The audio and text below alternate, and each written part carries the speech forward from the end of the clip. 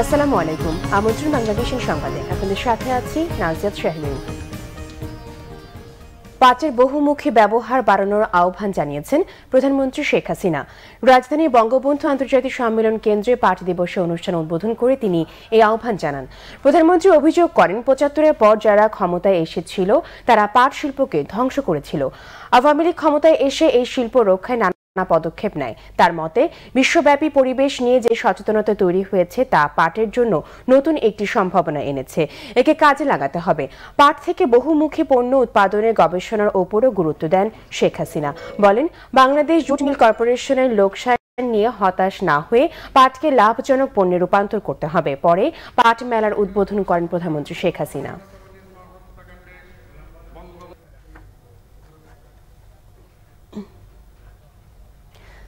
ওবায়দুল কাদেরের শারীরিক অবস্থার আরও উন্নতি হয়েছে। দু একদিনের মধ্যে খুলে ফেলা হবে কৃত্রিম যন্ত্রগুলো, জানিয়েছেন সিঙ্গাপুর মাউন্ট এলিজাবেথ হাসপাতালের চিকিৎসকরা। দ্বিতীয় দিনের মতো সিঙ্গাপুরে মাউন্ট এলিজাবেথ হাসপাতালে চিকিৎসা চলছে আওয়ামী লীগ সাধারণ সম্পাদক ওবায়দুল কাদেরের। হাসপাতালে ৫ সদস্যের মেডিকেল বোর্ডের নিবিড় পর্যবেক্ষণে রয়েছেন তিনি। এদিকে দলের সাধারণ সম্পাদকের শারীরিক অবস্থা নিয়ে সংবাদ সম্মেলন হয় ধানমন্ডিতে সভানেত্রী কার্যালয়ে। যুগ্ম সাধারণ সম্পাদক মাহবুবুল আলম হানিফ বলেন, চিকিৎসা নিয়ে ওবায়দুল কাদেরের সাথে বেগম জিয়ার তুলনা চলে না। তিনি বলেন, বেগম জিয়া একজন দণ্ডিত আসামি। কারা কর্তৃপক্ষ যেভাবে চাইছেন সেভাবেই তার চিকিৎসা চলছে।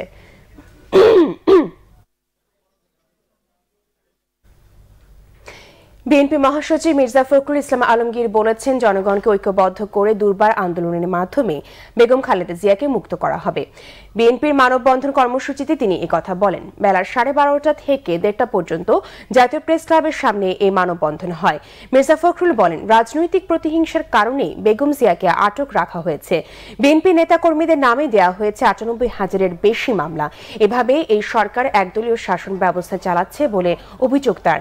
বিএনপি মহাসচিব বলেন, ঢাকা সিটি নির্বাচনে কোনো ভোটার ভোট দিতে যায়নি, কারণ মানুষ এই সরকারের উপর আস্থা হারিয়েছে। গণতন্ত্র ফেরাতে হলে বেগম জিয়াকে মুক্ত করে আনতে হবে বলে মন্তব্য করেন তিনি। ফলাফল বাতিল করে নির্দলীয় সরকারের অধীনে পুনরায় নির্বাচনের দাবিও জানান মির্জা ফখরুল।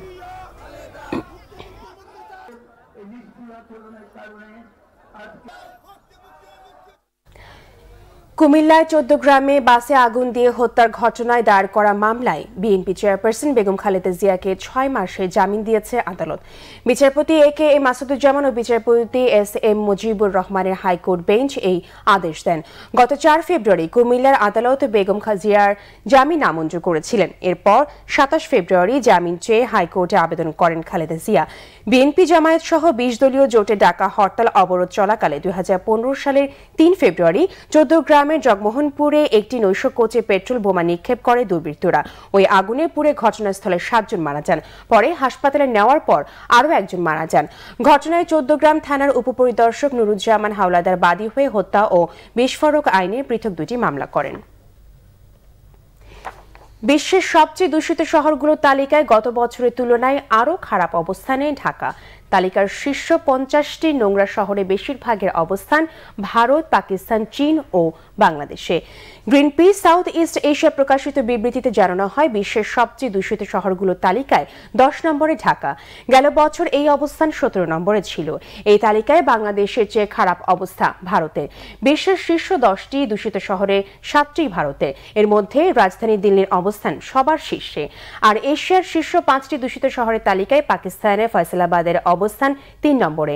বসতবাড়ি, শিল্প কারখানা এবং যানবাহন থেকে নির্গত ধোঁয়ায় বায়ুমণ্ডলে দূষণের হারকে ভিত্তি করে প্রতি বছর এই তালিকা তৈরি করে আসছে গ্রিনপিস সাউথ ইস্ট এশিয়া।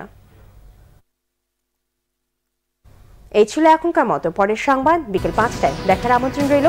এছাড়া ফেসবুকে বাংলাভিশন সংবাদ সরাসরি দেখতে লগ ইন করতে পারেন facebook.com/বাংলাভিশনে। এতক্ষণ সাথে থাকার জন্য ধন্যবাদ।